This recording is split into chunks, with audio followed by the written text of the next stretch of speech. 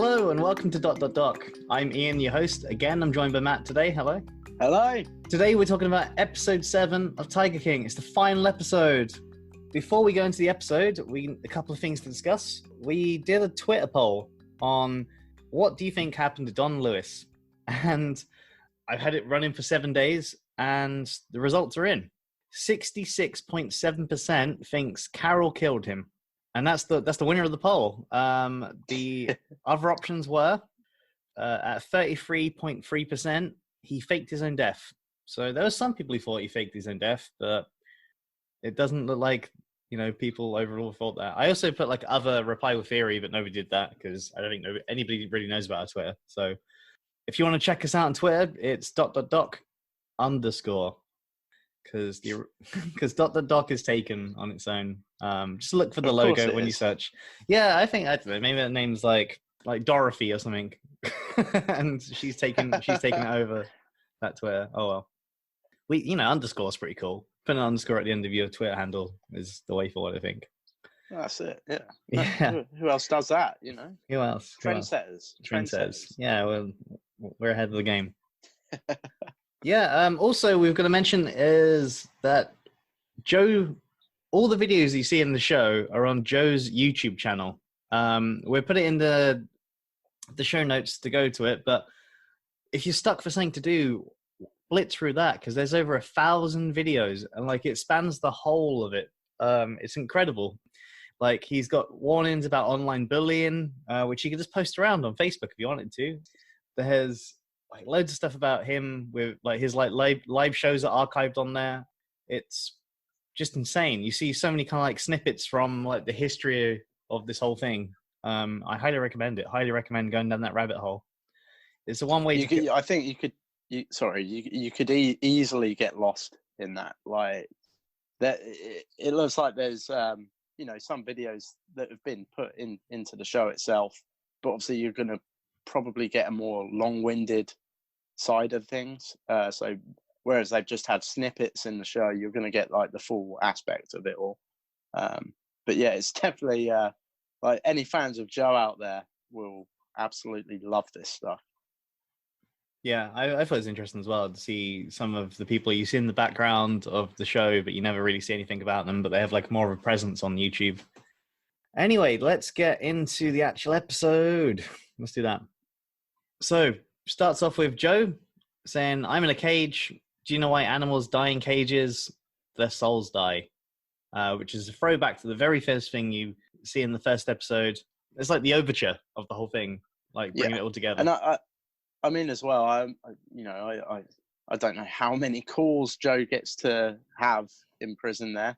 I'm pretty sure you don't know with Joe, maybe he would, but I would think he wouldn't want to waste all of his minutes that he gets just on this. I'm sure there are some family or people that he would want to talk to.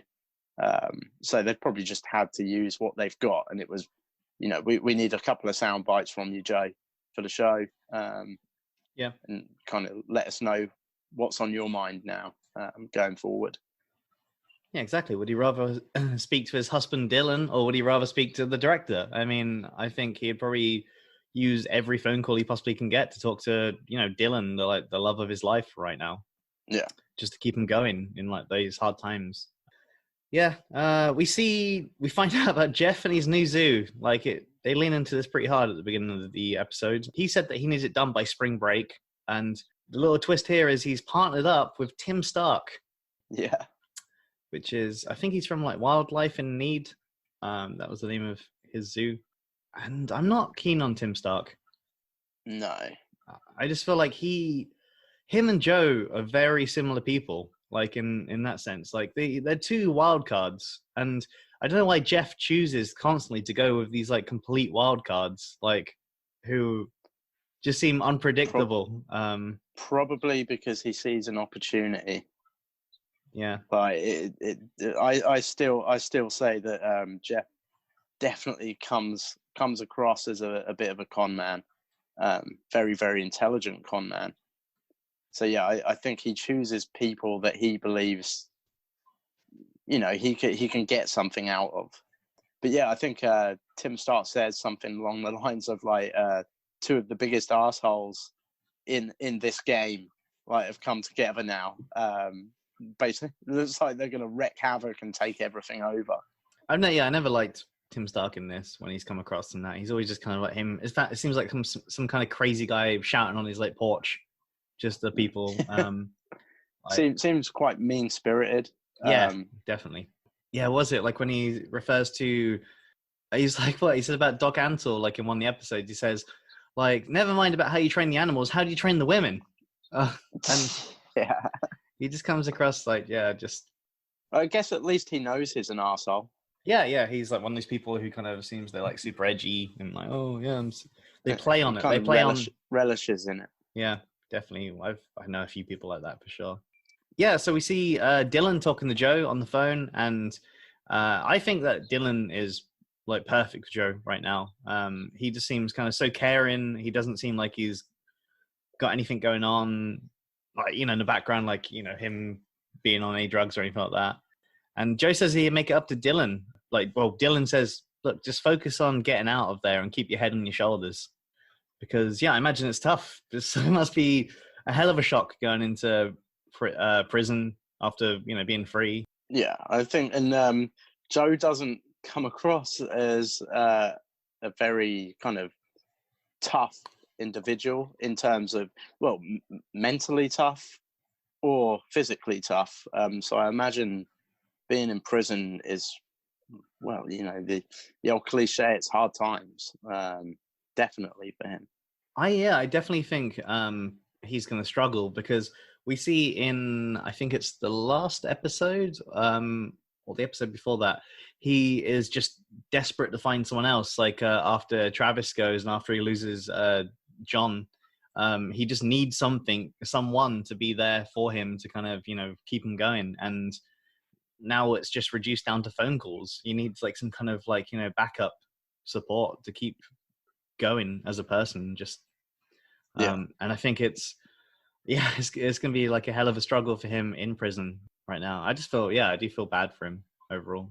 Yeah, I mean, I've said it quite a few times, but you find yourself within this whole documentary series, like very on the fence with Joe.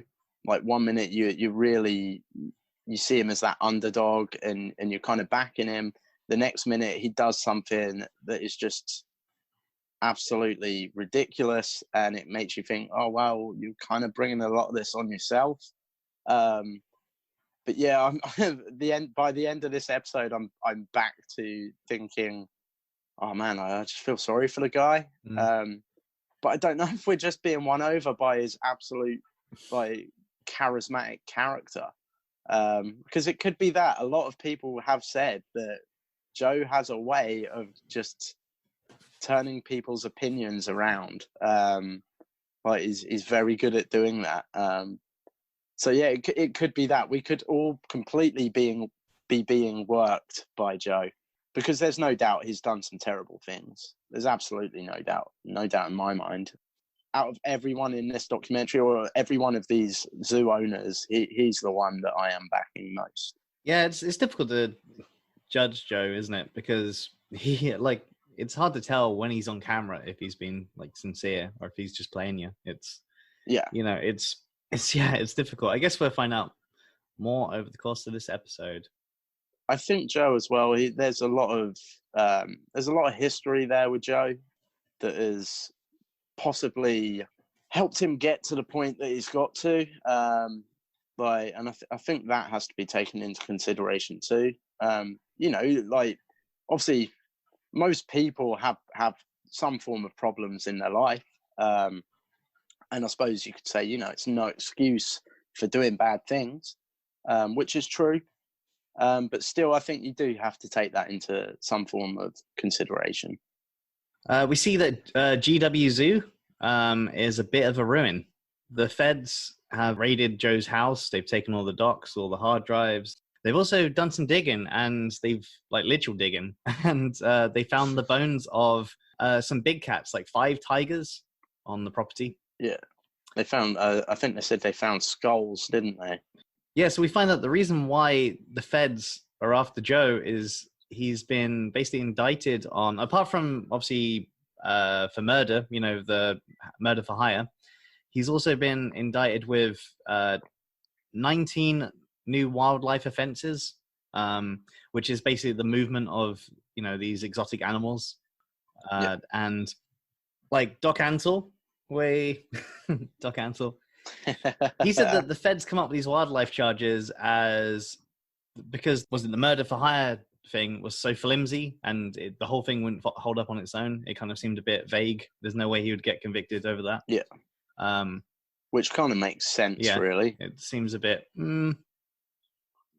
It definitely feels like it was like, almost like, we nearly had him, like, but it's gonna slip out of our fingertips again.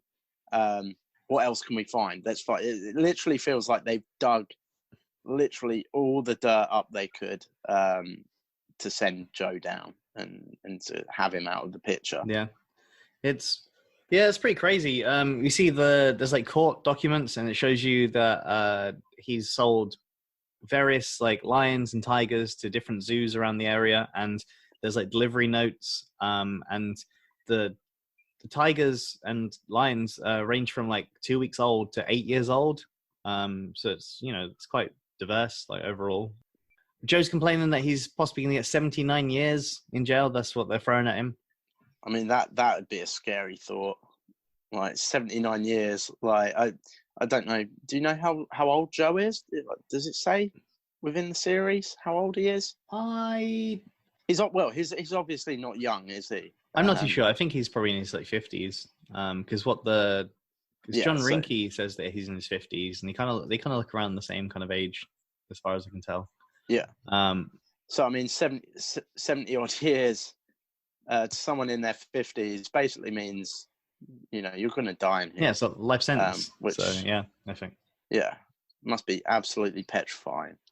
So Joe's in prison. He gets a phone call from the director of this documentary, and he's like, Joe, did you shoot these tigers? And Joe's like, I euthanized 5 tigers, okay? If you have sick tiger or a lion that needs to be put to sleep, you got to shoot them or dart it. That's the only 2 options. Which, I mean, if he's doing it as like the sick defense, if they are too sick, I don't know. I'm not too sure. I'm still kind of in. It's like a weird gray area where I'm like, if they are in serious pain or something, but then you think you can still take them to the vets, but yeah, I mean, but people do this with their dogs, their cats, and I imagine at any zoo, if there is an animal that is so sick that it is just going to be living in constant pain, I think most zoos would do the same. I don't. Maybe not shooting them. It would probably be done properly by a vet. Legally. It would be done legally, and they certainly wouldn't be, I guess, burnt or buried, because that very much so looks like you're trying to get rid of evidence by doing that. But also, again, we're hearing this from Joe. So were the tigers sick? I mean, he's saying that. Is he saying that to defend himself for doing what he done, or is it the gospel? Is it true? Yeah, I think it's hard to say, isn't it? No, I mean, if they were say sick with like cancer or something like that, and they were in agony, as you said before, then that'd be kind of, I don't know, different. I guess putting them out there, kind of like misery or that. Yeah, I've heard like kind of since by a couple of people that it was to make more room. Oh. So if that's the case, then yeah, it's very, very wrong. Yeah, that make him a bit of a bastard, wouldn't it? It's horrible. You just don't want that. I do wonder though, because I know there's like been things that I've seen about where if someone like say kills their pet, that's them destroying their own, property, if that makes any sense, which is kind of crazy. I know it's animal cruelty, But I know in some circumstances it can be counted as like it's your property in that sense. Yeah. I mean, I get that. I've not heard that myself. I get that. Do I agree with that? 100% no. Neither do I. It's a life. Yeah. Like you can't just kill your pets like because it's yours. It doesn't count like that, does it? It's like you can say the same thing about it's so morally wrong. The same thing about your like children. You'd be like, oh, I haven't got room to raise a baby or a kid. Come on, little Timmy, come into the back room. God, this is going down a dark place right now. No, I don't agree with that. I don't know. It's a bit of a moral gray area where you think like if they were truly, truly sick, or in pain, putting them out of their pain, maybe. Yeah. Like people have said, I think it may have been Doc Antle in one of the previous episodes. But they said, after a certain time, or someone said it might not have been Doc Antle, but after a certain time, these tigers become just a bit. Yeah. Like they bring in zero revenue when they reach a certain age. But when I heard about it being to make more room, I figured it was because there were new cubs. Yeah. And these new cubs will be the ones that are making the money now. So yeah, but it seems odd as well because like Joe has sold tigers before, so I wonder if Joe would have gone down that route, that avenue first, like to try and sell the tigers, and that way it'd make a quick buck, and the tigers wouldn't be shot. But then I guess it could be equally cruel if they're being sold to some random in a tiny cage in a garden. So yeah, it's not really a good way to look at it. The only possibility is if they were truly, genuinely so sick that there is no cure for them, and they would just be living out their lives in absolute agony. And you don't wish that upon anyone, any being, any animal. It's a thing with lots of pets. It happens around the world. It happens with humans as well, who they choose to die. So yeah, it is a grey area because even though it's legal in some circumstances, there's still a lot of people that would probably say, yeah, but it's still not right. But I suppose it just depends on which side of the coin you land on there. Yeah, there's no way. It doesn't seem like there's any way to prove it because it's just bones. There's no way to find out if the tiger was sick, the lion was sick. It's yeah. I guess we're just gonna have to take his word for it. Overall, I mean, it may have been Eric in one of the interviews I've seen since that said either Eric or one of the zookeepers anyway. But I think I remember one of them saying that because they said it was so upsetting because Joe literally like called the tigers over to the side of the fence as if, like he was offering food and then just shot them in the head. Yeah, I think we see that later in like if that in the documentary, yeah. Like later in the episodes. If that is the case, like then it's completely wrong in my opinion. Horrible. So James is unhappy with Jeff. James says that Jeff would have been indicted if it wasn't for him. And he wanted to be a part of the new zoo that Jeff and Tim are building. But Jeff said, that's not how it works. You can't be a part of our zoo. Yeah, and James is pretty unhappy about this. And I have right now in this point of the episode, I'm 100% certain that Jeff will screw Tim over. I can see this coming. And will it happen? Will it happen? We'll find out in just a little bit. But I mean, if you've seen the episode already, you probably know. But I'm just gonna, for theatrics, we're gonna keep this going. I mean, it feels as well like all three of them, like Jeff, Tim, and James, all three of them, like feel like they're con men. and they've all joined forces, and it's like even before anything happens, like you can just tell there's going to be something, like, because they're all vying for that kind of top spot even within their own group. So of course it's going to lead to disaster. Yeah, it's like this is Joe Exotic's villain gallery. That's what they is. It's like kind of like we got like, essentially, if you think of it like Batman's like villain gallery, we got like the Penguin here, which is clearly James. We got, I don't know what Jeff would be, just like the cool guy with the hat and the do-rag, and we got one word man, which is Alan. This is definitely like the villain gallery, the kind of the villain team up in this episode. And then it moves on to, because basically James has been screwed over by Jeff. The director asks him, so how was Jeff Lowe involved with this whole plan to kill Carol? And James is like, you're not going to, use this and show this to the defense attorney when I lay this all out. And then... Yeah, he kind of giggles after he says it as well, doesn't he? Like... Yeah, he's like, I really do not like this character, James.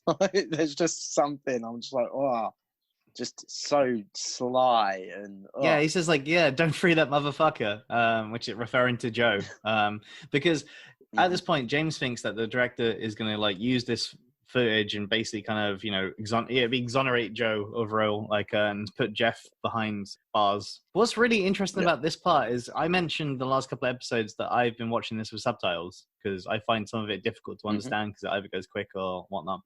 And this whole section where James lays out the plan, there's no subtitles, which I thought was, I don't know if they've just forgot about it or they couldn't understand what the hell he was saying. But I had to write down the whole thing myself, and he was going, it's going a bit quick, and I had to pause it a few times and write it down. But yeah, there's no subtitles in a few of these parts in the documentary. It's a lot of the stuff where it's talking about Jeff Lowe and his plan or the plan overall. Like, there's no subtitles in those parts. I mean, is it because it'd be libel or something once it's put down? Possibly, but they're not. But then I would think you would, if that was the case, you wouldn't be allowed to have it on camera in audio either. Yeah, but then it's slander, isn't it? It's him slandering him. I don't know.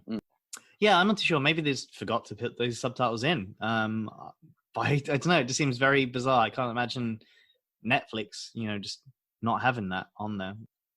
Yeah, there must be a reason for it. Yeah. Because I guess when they subtitle it, it's making it, so that this is definitely what he said, and this is definitely what the plan was. But this is what he said, basically. James says, so basically what happened is Jeff Lowe helped put the whole thing together because he obviously knew about it. Jeff Lowe told me on the phone that he was going to use Alan Glover. And then we see, was it like a smiling Alan on the back of a golf cart with... driven by, like, say, Jeff and Lauren at this point. They're driving along, and, like, Alan's like getting like the little kid in the back smiling away, which I thought was funny because he just seems like emotionless most of the way through this. Yeah, he seems like a very kind of, like you say, emotionless, like kind of cold. Untrustworthy. He says, Joe offered me the money to go and kill that lady. He offered me 5,000, but I think he only come up with 3,000. So I took that and ran. And which just seems like he's just kind of making it up on the spot. It's kind of like he's trying to misremember. It's kind of almost like he's half remembering something he got told to say at this point. But then we see the conversation between Jeff and Alan. And then it's like kind of basically them discussing that the feds have offered immunity to both Alan and Jeff if they just, kind of come up with something that would put Joe in prison. Yeah. And it seems like, obviously at this point, they seem like they're planning what they're going to say and they're trying to get the story thought out at this point. They're trying to get their stories straight, aren't they? Like, so if each of them were interviewed separately by the feds, which they would be, of course. Their stories will match up. Ergo, Joe goes to prison. Just really, really sly. Yeah, both of them. Yeah, it just seems crazy. Like, I mean, where do you reckon this conversation come from? Is it because of Jeff's recording everything he's involved with? He's either recording the phone conversation, is he recording like everything subtle? I wouldn't trust this guy ever. Like, you'd never say anything around Jeff. No, same. No. He just seems like, he's kind of just doing everything to get some dirt on everybody, just in case. But I wonder with Jeff if, kind of like with Joe, how he had a hold over quite a lot of people, either by supplying them drugs, or by some of his staff. Like, he gave them a better life to work there, and pulled them out of their kind of misery. I wonder if Jeff, maybe, because obviously it comes across that he's known Alan quite a long time. So I wonder if Jeff has stuff on Alan, maybe, and maybe, that could be his bargaining chip of, okay, you play along with this, and I won't out you for X, Y, and Z that you've done. Just, there's just so untrustworthy. Like, I just, oh man, like Jeff must be a very, very intelligent man, because he looks like he has worked a lot of people. Yeah, as you said, like one of the last episodes, he just comes across like a complete, like he's got like a long con going on, big time. And he does seem like he's absolutely conning everybody. You just like at the beginning of the episode where it's like Tim start work with him, I was like, I knew this is not going to go well. Like, this is not going to go well at all. Mm-hmm. And does it go well? We'll find out later on in this episode. Then we see it basically shows a few clips of the crew and stuff talking about how they are involved, like how they got contacted by, say, the agents, like the federal agents, about the case. We see John Rinke, him saying he can't believe he's involved in a murder for hire case, all because he went and stopped by the zoo to feed a bear one day, which I thought was interesting. Was he there the day they were discussing it, and they kind of, I don't know. It was kind of, I found that pretty vague. I'm not too sure what that was. I figured that was how he got into the job, maybe. Like he went there to view animals or to see a bear. Oh, look, there's a zoo here. Let's go see a bear. And maybe he got talking to Joe, and Joe worked him up into taking a job there. That's it. That's got to be it. It kind of seemed a bit vague overall in the documentary, but I think that's it. That's exactly what I think it is. I bet. I mean, that's what I figured. Have you found out in any of the interviews that you've watched that's how he got hired, or no? Not that I've seen yet. No. Joshua says that an FBI agent contacted him and basically asked him point blank, "Are you on Team Government or Team Joe?" Yeah. And wow. Yeah, I just thought that, and he was like, it was the scariest thing that he's heard in his life or something. Yeah, I mean, hasn't Joshua been through enough? Yeah, he's had to deal with like a whole lot of shit, hasn't he? So yeah, like, and he really does, like we've said, like he comes across such a nice guy. Like, leave the poor guy. Yeah, this is what he's like, a libertarian, and he was like, "Fuck the feds," which I was like, oh. Banda. So I half expected to like freeze at that point and have like sunglasses that come on and that little joint thing, like those to float into a freeze frame. Oh, that would have been quite cool.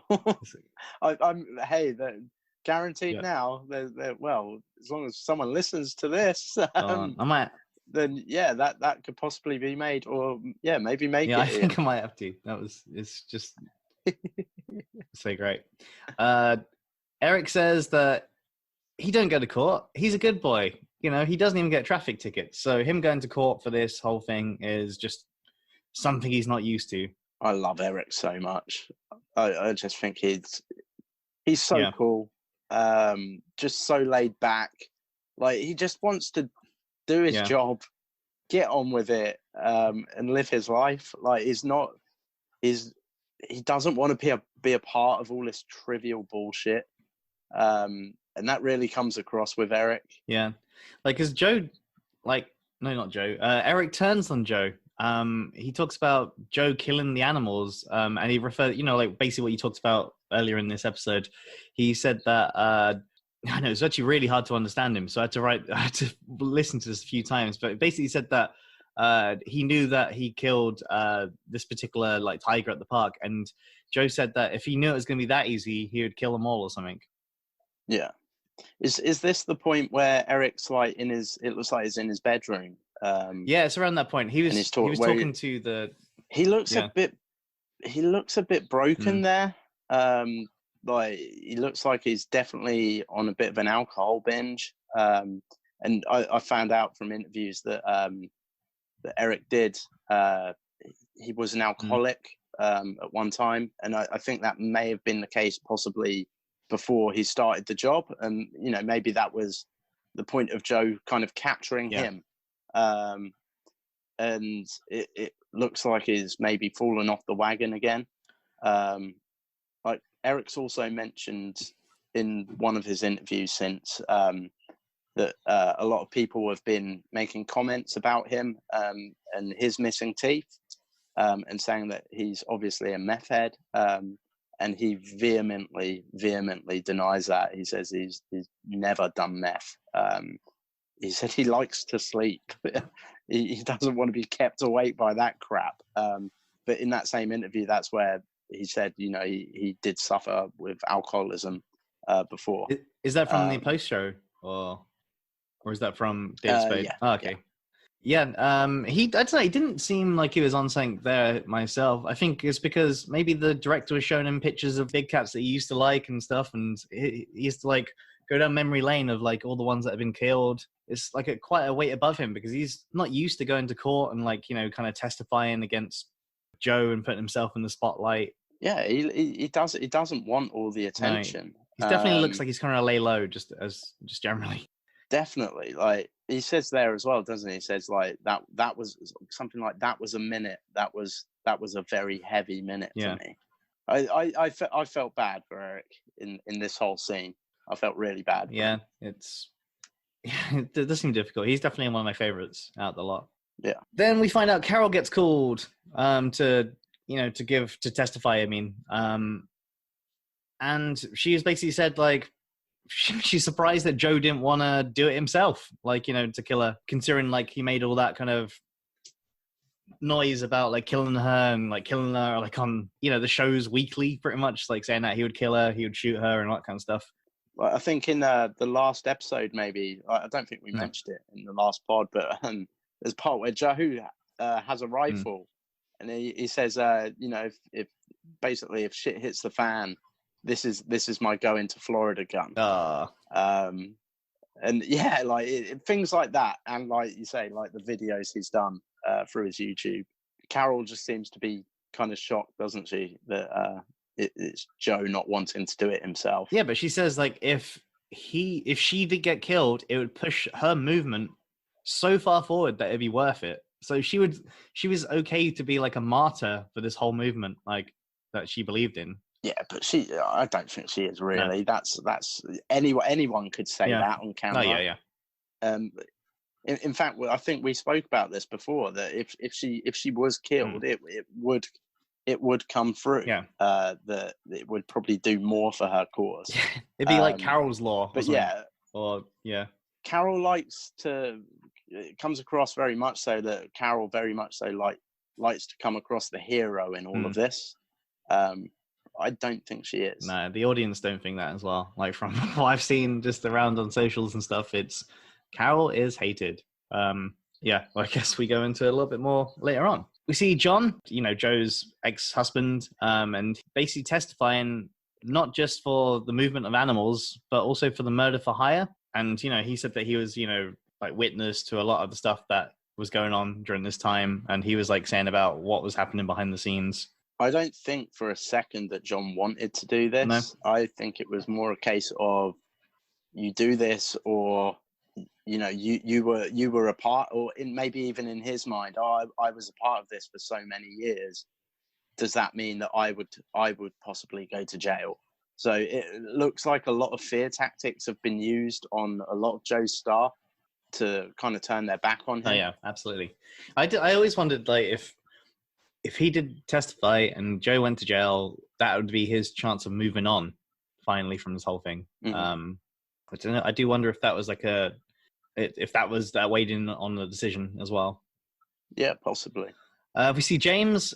James goes to the witness stand, ends up kind of rolling over on Jeff, like, and saying that, Jeff was definitely involved as well, and tells the jury that Jeff provided like a map of the bike path, and says that Joe was back at his desk minding his own business at this point. Like I got from that like, again, all these characters like working together, so to speak, to take Joe down. But now it comes to the point where it's actually going to court. They're all scared for themselves so much that they're all dropping each other in it. Yeah, it does seem like that. Like they're just again, like, untrustworthy. Like, definitely not salt of the earth characters. No. I don't know. James is basically like a kind of a wacky waving inflatable arm flailing tube man right now, isn't he? In terms of, that's what he is. He's like, you cannot trust this guy to do anything. He will be on your side 1 second and then he'll be on another side as soon as the wind changes. Yeah, he'll do anything to save his ass. He doesn't have a backbone, this guy, I feel like. No. Just scummy. Yeah. A news reporter basically says that Jeff Lowe is a very skilled con man. Yeah, like she's really surprised that basically Jeff doesn't get called to testify or anything at this point. Mm-hmm. I mean, I think we've all worked out that Jeff definitely has a penchant for conning people. That's definitely a thing that comes throughout this whole thing. As soon as Jeff was introduced, you kind of get that about him. When it comes through that he basically used a smoke screen in order to get Joe by the Ferraris, the mansion, but in actual fact that he hadn't made down payments on these Ferraris. The mansion wasn't actually his, was it? Yeah, it was rented. Or it was rented, or which something. I've never heard of that. Never heard of rented mansion. Right, so I guess that's crazy. No, I mean, that must cost a lot of money. Unless he rented it just for that day in order to win. No, I think he does. He probably does live somewhere, but it doesn't. I mean, in the footage that we see, I don't know. It doesn't look like he's in the mansion anymore. No. So people kicking off at the fact that Alan, who's the hitman and is like, he acknowledges he is the hitman in this whole thing, doesn't get anything. He doesn't get like any kind of jail time for this. He just kind of like walks free. That really doesn't make sense either. Like, I mean, it does when you kind of come to understand that Joe isn't necessarily really going down for the murder for hire. Like, that was a small percentage of what he's gone down for in the end. So I guess it makes sense there. But if it were just the case of Joe's going to prison because he's tried to hire someone to murder someone, then surely the person that was hired would be kind of top of the list to also go to jail. Like, that just really doesn't make sense. Yeah, because as much as Joe gave money, he accepted that money, even if he just ran off. Yeah, he was willing to do the murder. Joe says that Alan made up going to Florida, and he has phone recordings to prove it. And then it cuts to Alan on the phone, essentially proving this, like saying, like, I'll never go to Florida, not even on vacation. I'll never go to Florida. And he wouldn't even, he would never kill Carol, not even for like $1 million. Like, he would never even think about doing that. And then we see him on camera saying the same thing, saying that he would, he might have made up going to Florida, which it should have collapsed at that point, saying that, there's the whole charge of him paying someone to go, then, shouldn't have stood up, I guess. It just kind of proves that it was a con all along. Like it's basically entrapment. Yeah, it does seem like that. So Joe takes the stand on, in the court case, and this is against his attorney's advice completely. Nobody expected Joe to stand in his own trial. Like Joe has a tendency to open his mouth. A few people have said this about Joe. He has a tendency to kind of drop himself in it a lot of the time. So I expect from his attorney, that was probably a big fear of his. Is I'm trying to win a case for you here. Don't make it worse on yourself by going up there and thinking this is maybe a chance for you to be in the limelight and be famous yet again, and end up absolutely just destroying our case. He did say that Jeff. He told Jeff that Alan wouldn't listen to me, and Jeff said, "Just give Alan $3,000 and send him off to Southern California, just to get him out of the picture." And we find out that the Thanksgiving dinner that Joe does in episode, a couple episodes ago. I think it was that. He raises money to give to Alan, about $3,000, just to get him out of there. And that's what he was giving the money to Alan for. It wasn't to kill Carol. It was, just to get Alan out of there, because he was just, they were having major friction. So, and Doc Antle comes into this and says it's ridiculous that Joe would hire a hitman for $3,000. It would cost $100,000. £3,000 seems pretty cheap. It's super budget hitman. I wonder how Doc Antle knows this. Doc Antle, he has his ear to the ground. Doc Antle, nothing gets past him. Oh, 100%. Another very, very intelligent man. We cut to Josh, who basically says that Jeff definitely set Joe up. And it cuts to Jeff saying, what's setting someone up? Is it allowing them to talk whilst I record? He's such a snake. He's just big time. Yeah, I would never say anything around Jeff. Not that I would say anything incriminating straight away when I met him, but... I mean, I don't know if I'd even be associated with the guy, to be honest, because I just think he has the ability to take... It feels like he has the ability to take anyone down and just get away with it. He has some special powers. If he's some new Marvel superhero, and his powers is to do all the wrongs in the world, but get away with it and let someone else take the rap. I don't think I'd even associate myself. Yeah, because you meet him in public and you go up for his autograph, and before you know it, you're in jail. Yeah, you're in cuffs. You're in cuffs. Because he says, did I encourage Joe to say something incriminating? And he was like, yeah, I did. So he can give the sound bites to the authorities. So, yeah, just like you said, completely snakish. Joe and the director have a conversation. It's from jail, and the director asks Joe how the testimony went, and Joe thinks it went really well and that he's definitely going home. Cut to basically the jury giving the verdict that Joe is guilty on all accounts.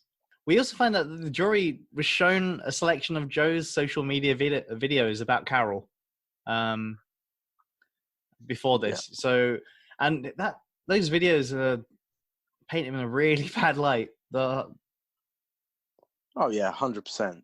They are not going to do him any favors in a court case situation, especially when part of the court case is trying to get this lady killed.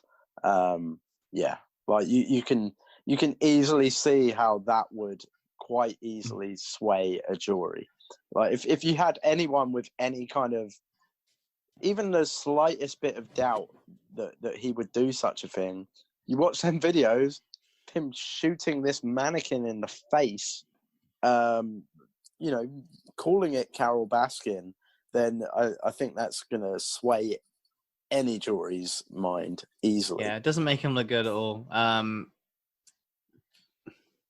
Do you think it's right that they were allowed to use that? Yeah, but the way they kind of prefixed it, well, not even prefixed it, because it's after they showed all these videos, they said like, we're not here to talk about what Joe Exotic said online. We're here to talk about what he said when nobody was listening, and it shows the text and stuff. Yeah. But and then they used this. it's Like it's completely contradictory. no, I mean they're never gonna paint him in a good light. Him shooting like a Carol Baskin like dummy, like having the sex doll probably. There's ton like I would say half his YouTube is probably about Carol Baskin and like getting murdered or something like that. Or yeah, exactly. But then, like as well, like from me, just my own take through watching it. Like, don't get me wrong. I don't think for a second that Joe likes Carol. I don't think for a second that he does. I think he vehemently despises the lady. But also at the same time, I think that Joe got so like it became a way of like controversy. Like controversy creates cash.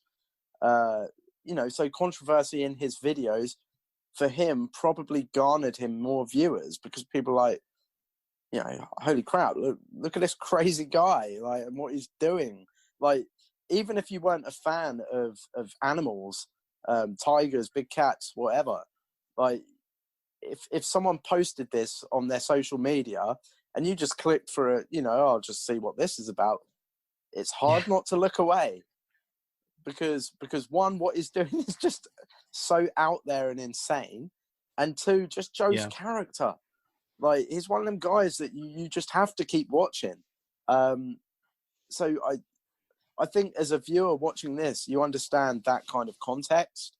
But again, to a jury, just being shown it in a case like this, that context isn't going to come through at all. If his zoo was like, say, in England, and like you watched this documentary, would it drive you to go there? What, to his zoo?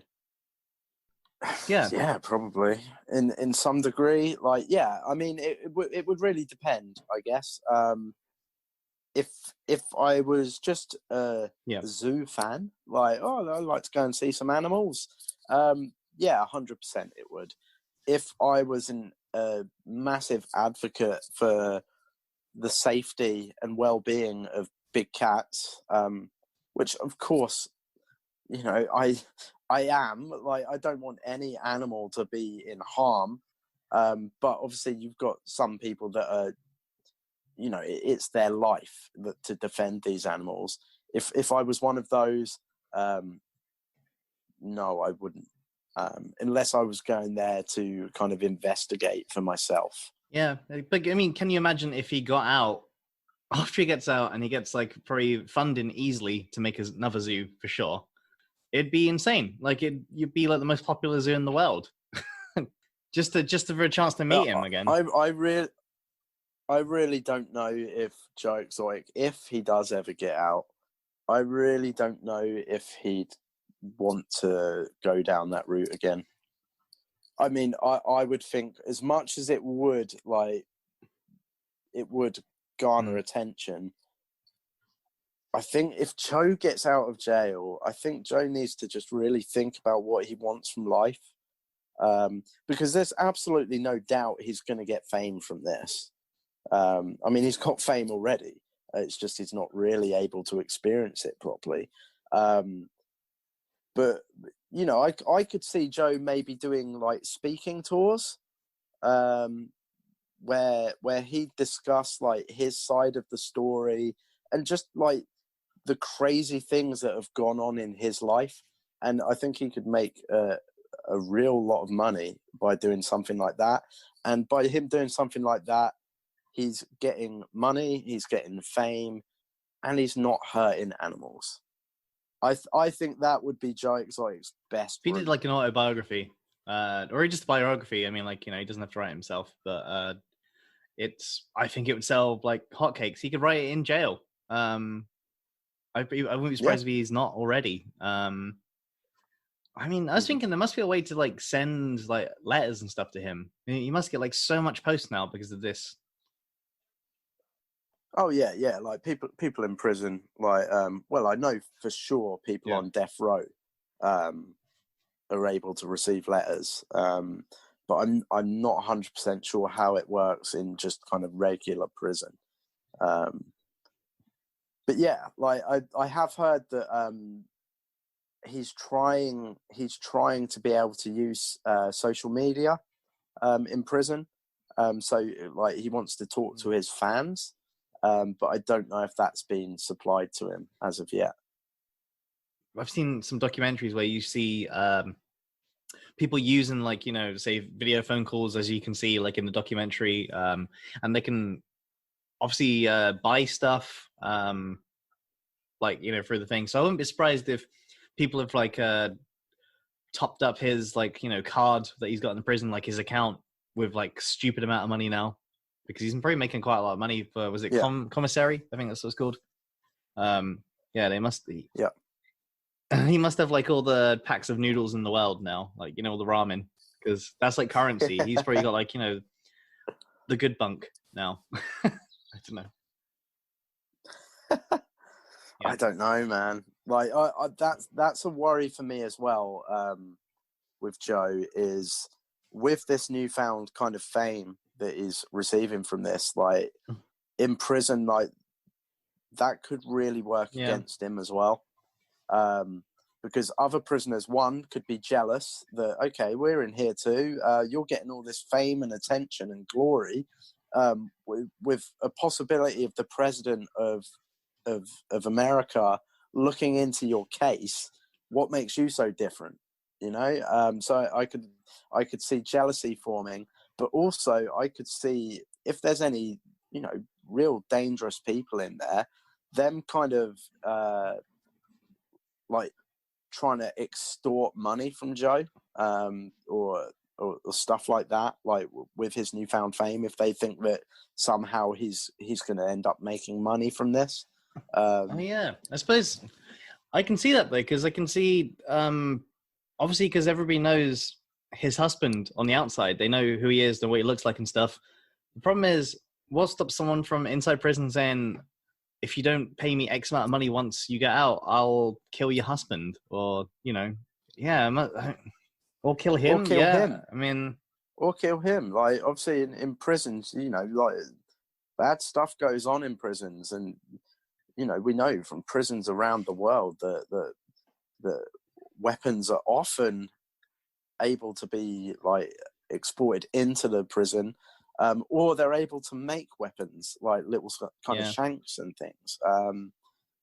So yeah, I can imagine Joe being quite worried in there. I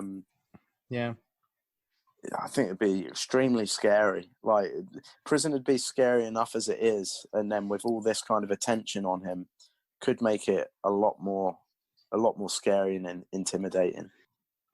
John Rinke says that he wasn't approached to testify. He doesn't understand why, because he ran the zoo for 14 years, and like they was wondering, like, why wouldn't they want to talk to him? And then after he finds out about the information, finds out about Joe being sent down and going to prison, because he gets what, 22 years in the end. John's like, they all got what they wanted. The Tiger King is in jail. It's sad. The man's gonna die in jail, which is brutal, isn't it? He seems to be taking it really hard. Yeah, and it is sad. It is sad, and it does very much so come across that, like, this was from the get-go of this documentary. It feels like this was the kind of the mission statement to kind of Joe's adversaries. Like, we need this guy out of the picture, because Joe is so eccentric that he gets quite a bit of fandom because of that.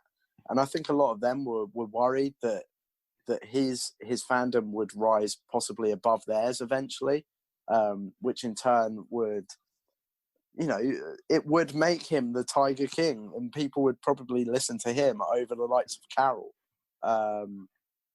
who, I guess in her mind, is trying to save these animals. Well, I guess it depends on which way you look at it. She's either trying to save these animals, or You know, she wants the kingdom. She wants to be sat on that throne. Well, I mean, it's all very sad, you know, Joe going to jail, but I can tell you who's not sad at this point, and it's Howard and Carol. Carol, they're both absolutely ecstatic about this. You see, celebrating champagne. He was like, it was definitely a champagne and brie evening that night. And you see, like, Howard's over the moon. He's singing to Carol. It's like, oh, that's... It's not quite good as well, not even Joe's voice, I guess. Not quite good as the songs that we've heard throughout the documentary. I mean, it's a cover, but like, yeah, I can't imagine. But it's, Carol is thrilled and relieved with the outcome. She's like absolutely ecstatic about it.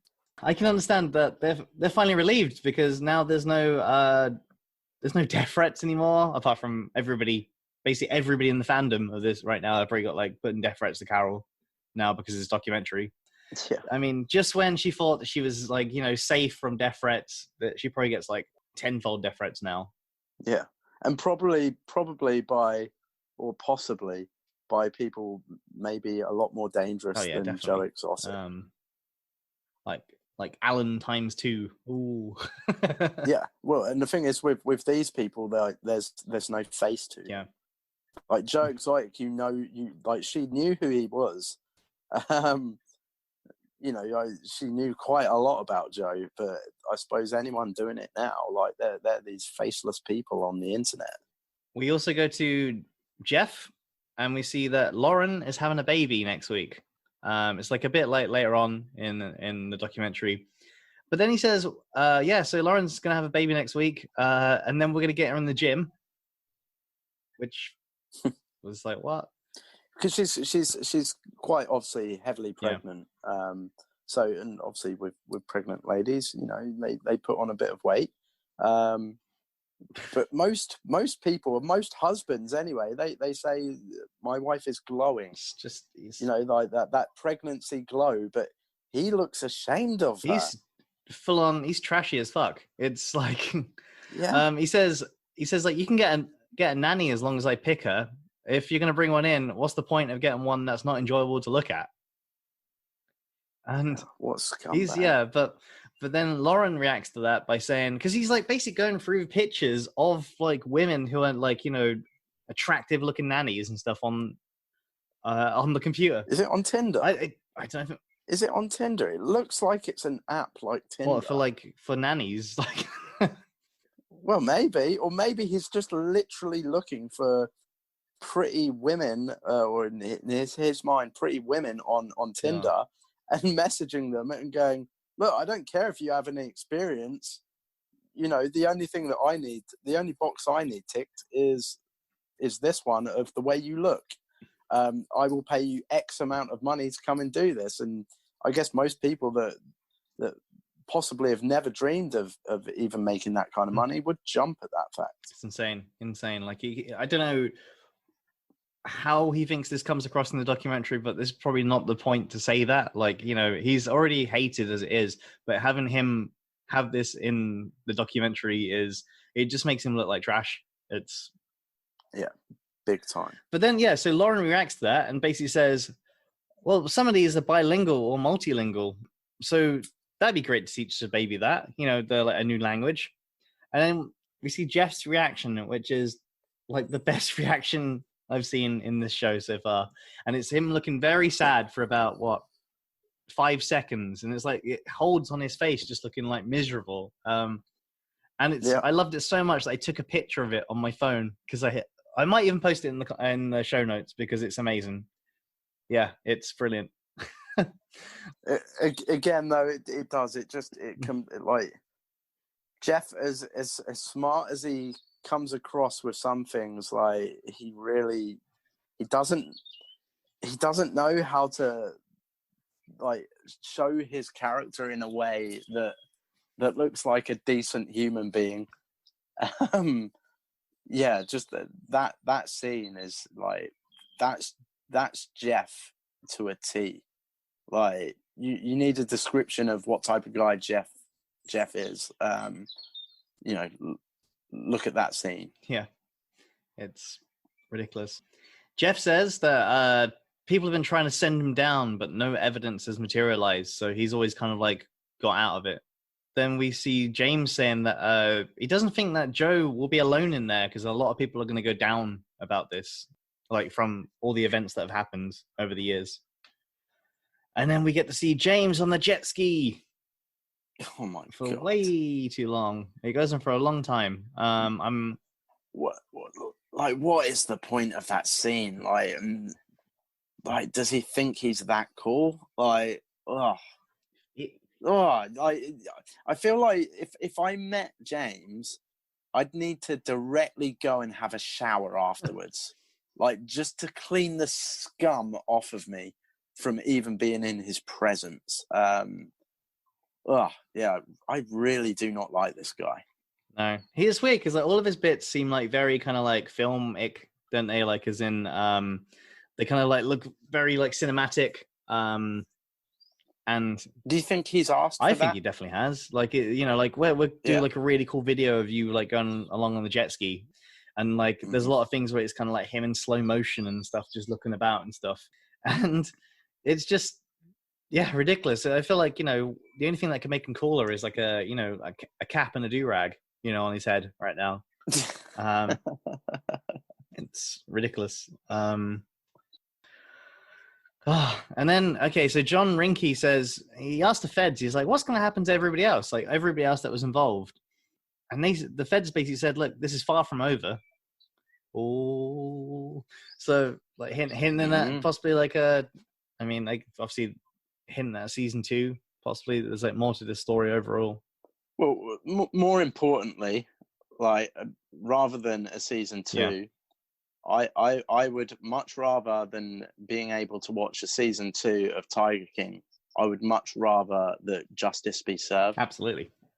What was it? Joe says that he has a list of like 37 names of people that he's going to want to take down. And he wants to team up with PETA, the animal charity, and he's shared info about wildlife tracking in the US and abuse of animals. And we see, was it Dylan going into like a lockup, taking off the lock, and there's like loads of computers in there and like all files and stuff. It's kind of like just like all the evidence that you thought was burnt by him. It looks like he saved. It's like a gold mine of truth. Yeah. Oh, is it? You see that the director basically picks up one receipt and it says, "Oh, this is made out to Doc Ansel." And then, like, and he quickly kind of snatches it away from him, doesn't he? Oh, like that's kind of like.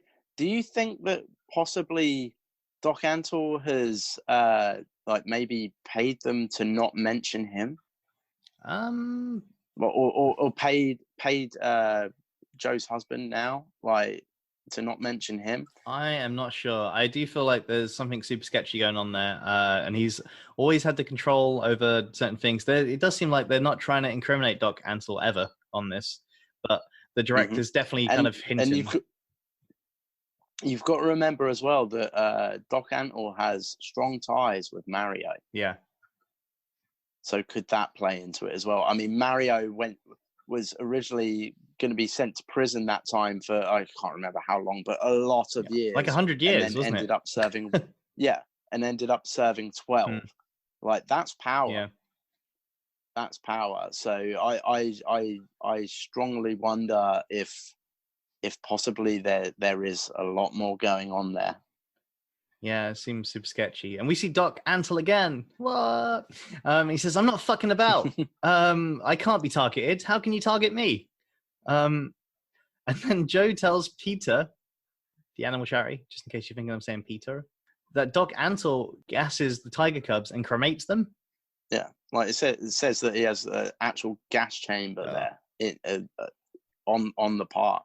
Yeah, the ones that are like, just after the weeks that you can't use them anymore.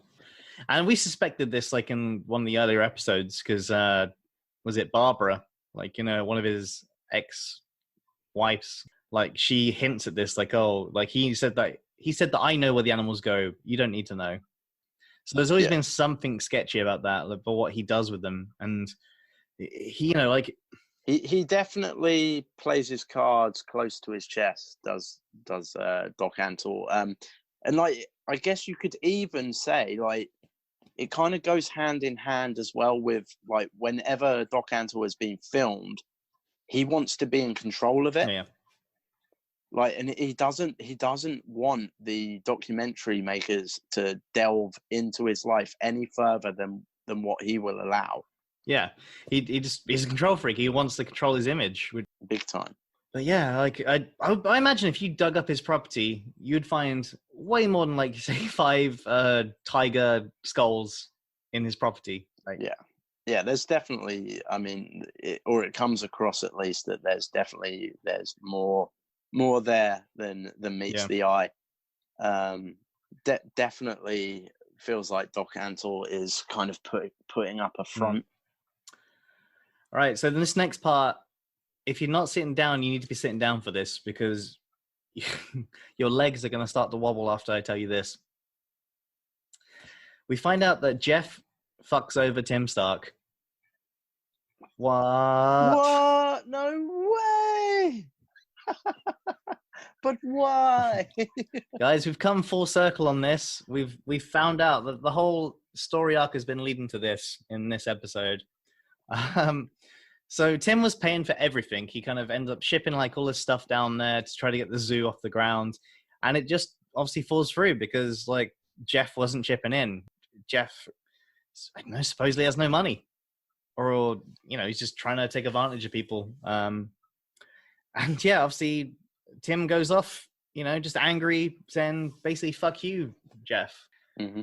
I couldn't believe that. I was really, really surprised that was going to happen. So... well, I guess you could say, obviously it's not well, I guess you could put it this way, like the old saying of a leopard never changes its spots. I guess you could say it for this, a tiger never changes its stripes. And that comes across massively with a lot of these guys. We see Saf. The director asks Saf who wins, and he says nobody. He says that everybody involved is a so-called animal advocate, and that not a single animal benefited from this, like from this war. Very true.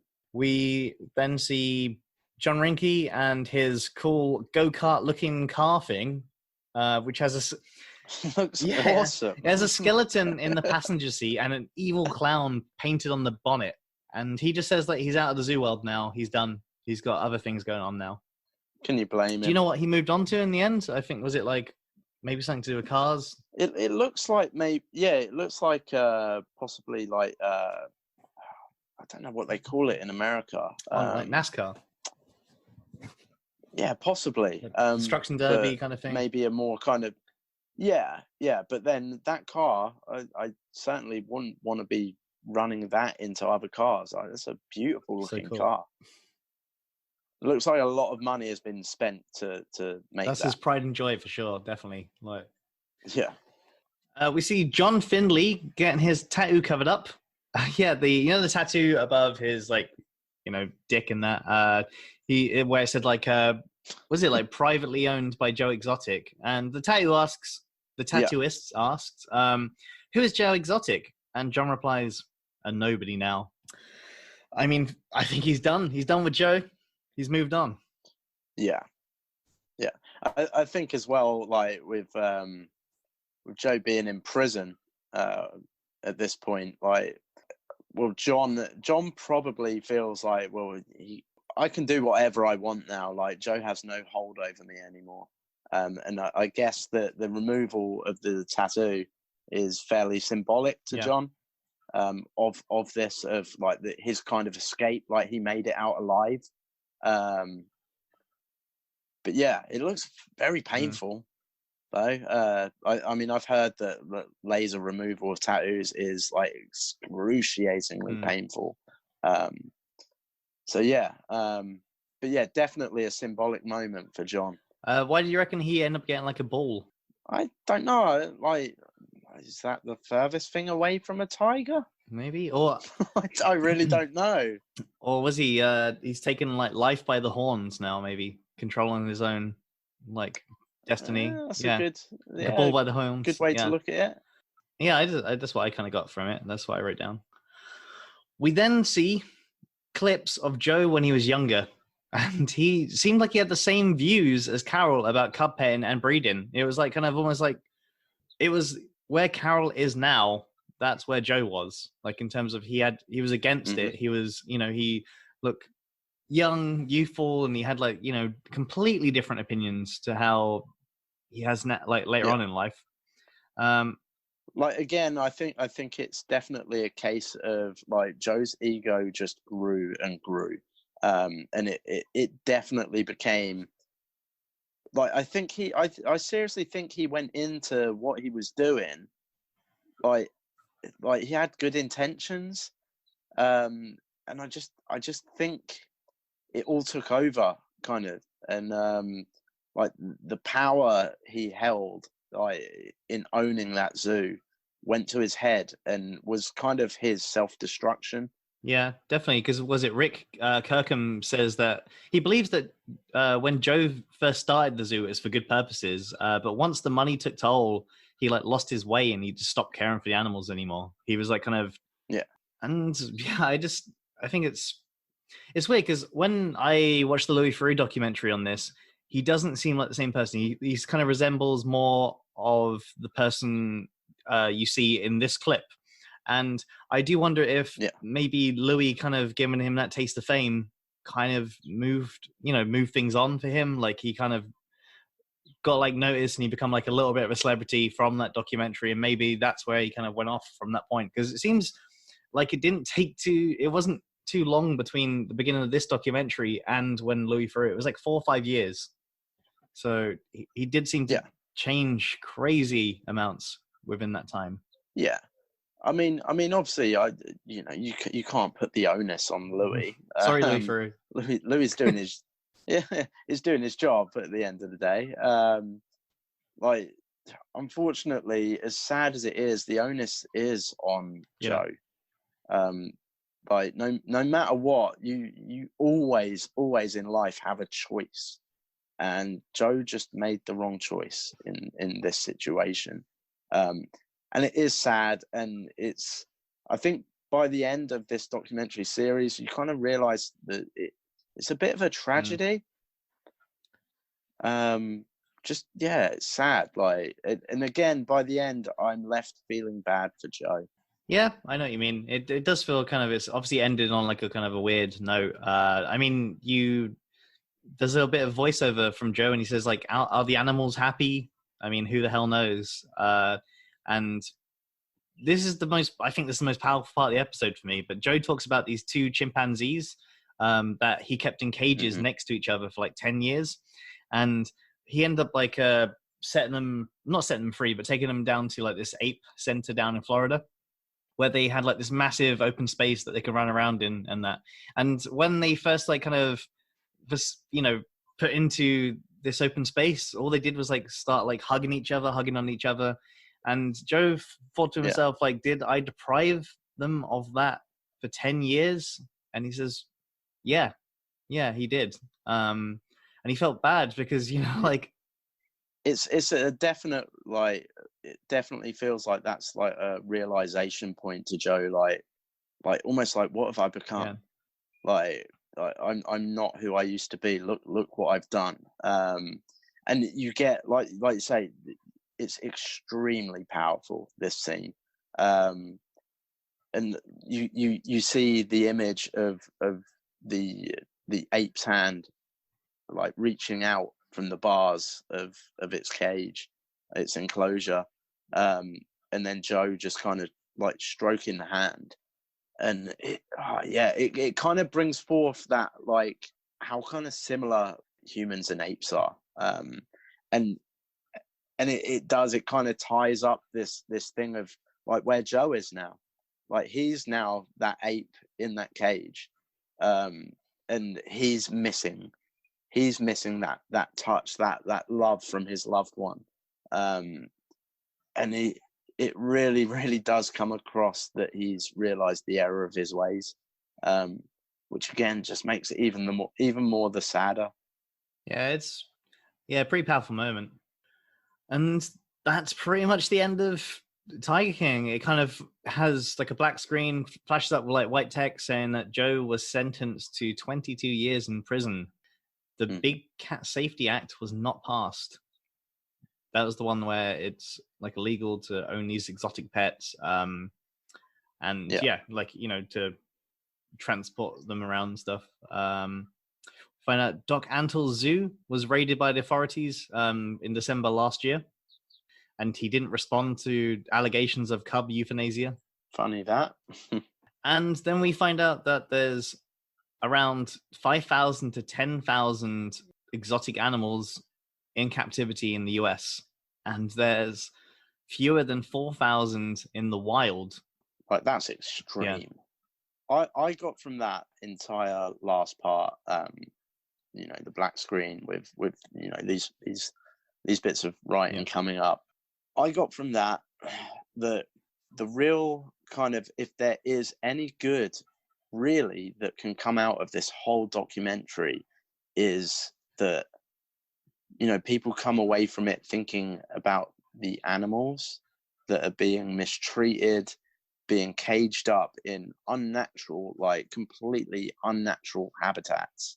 And if there's any good that can come out of it, it's that maybe people now band together to try and really, really create change. And make it so there is a better life for these animals. Not zoos, not sanctuaries, in the wild where they truly belong. Yeah, it does feel like the documentaries come full circle, because the whole thing was an investigation into who owns these like exotic animals and that. And obviously Joe Exotic took the limelight completely for like pretty much the whole run of the documentary, and all these things like, murder and all that was distracting from the whole point of the documentary was, bringing it back to the animals. That's what matters. Yeah, 100%. Like I don't get me wrong, like I do come away from the documentary still thinking, like, I wonder, will Joe serve the full 22-year sentence? I imagine if he's informing Peter and possibly the wildlife FBI group, if he is informing them and it leads to convictions, then possibly there could be something in it for him in way of a shorter sentence to be served. And there's a part of me that does really want that for Joe.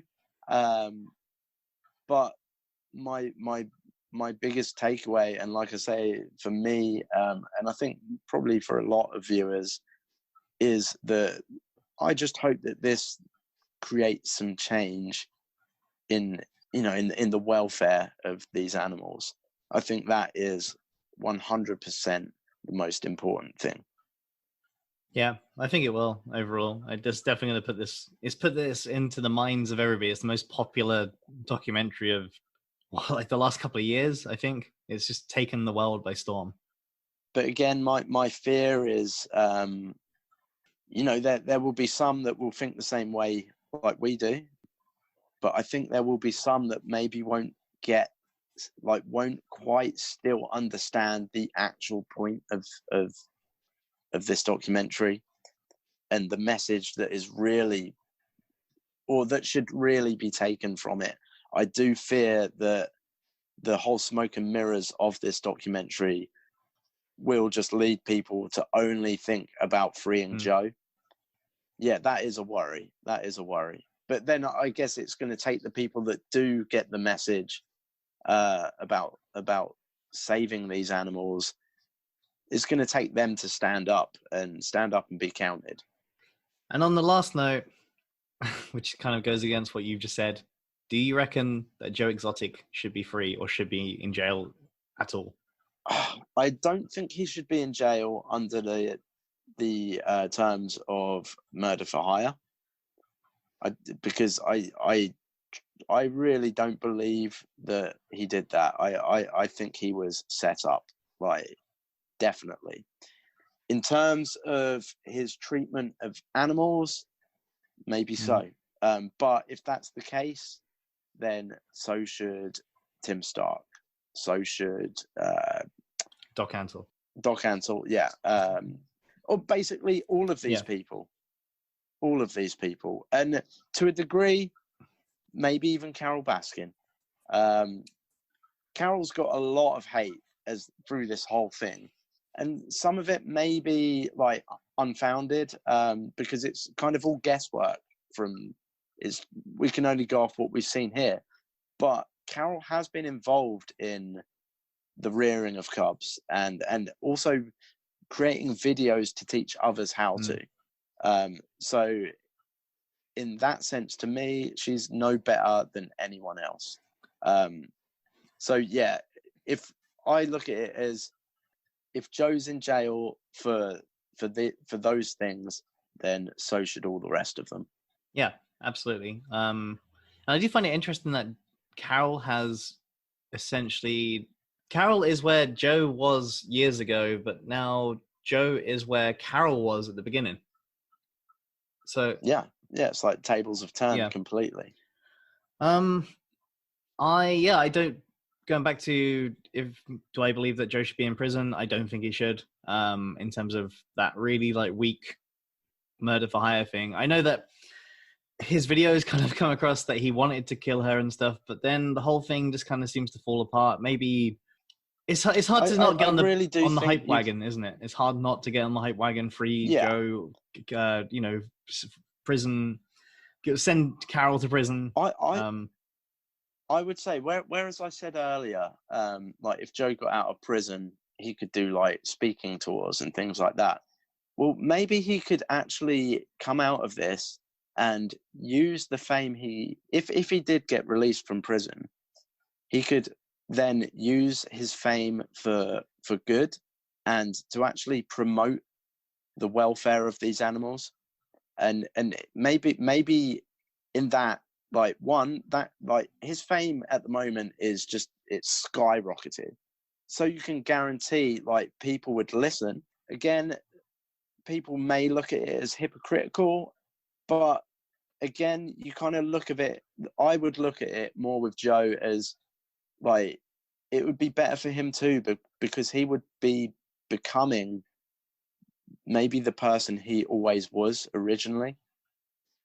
So I do think there could be a somewhat of a happy ending to this whole story eventually, but time will tell, I guess. Yeah, I think if he used his platform for good after coming out, I think I think that's what he should be doing.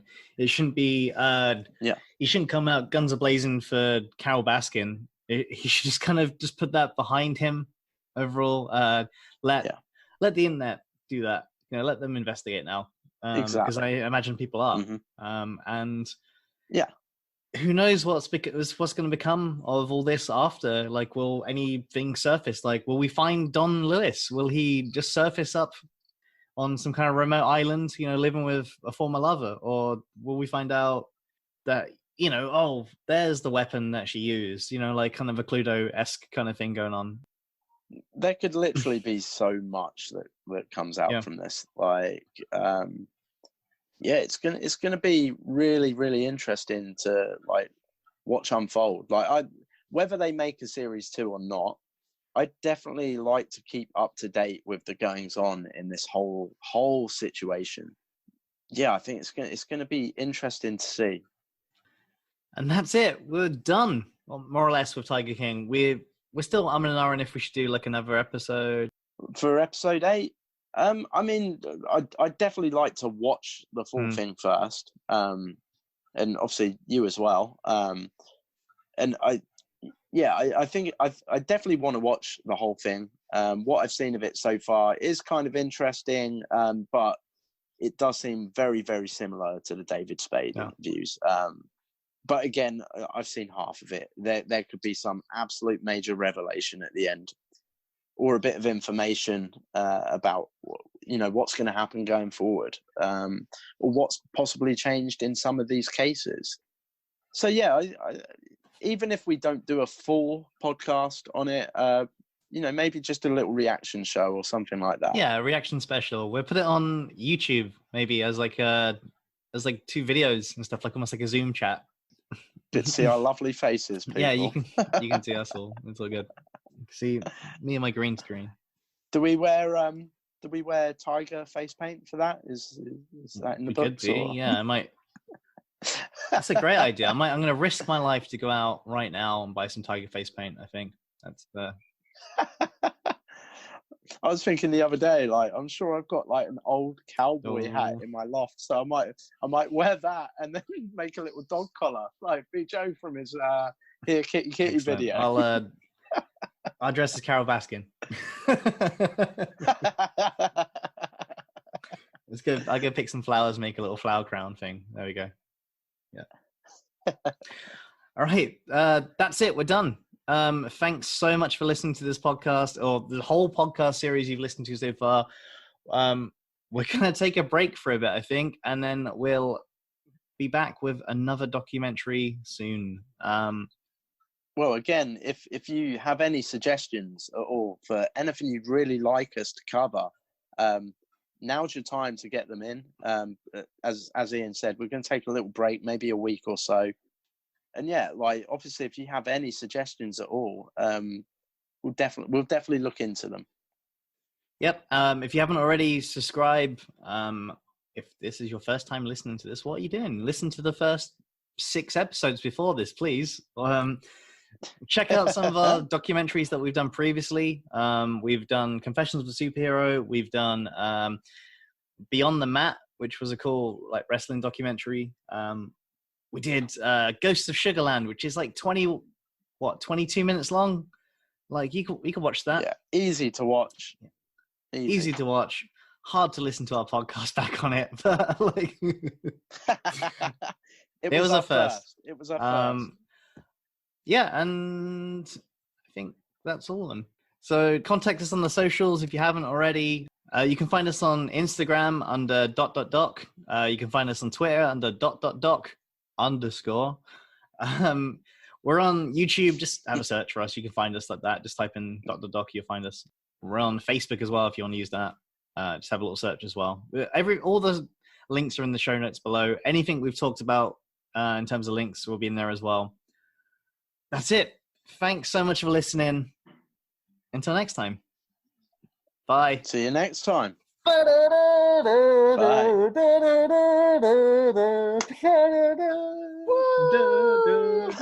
Tiger King is done.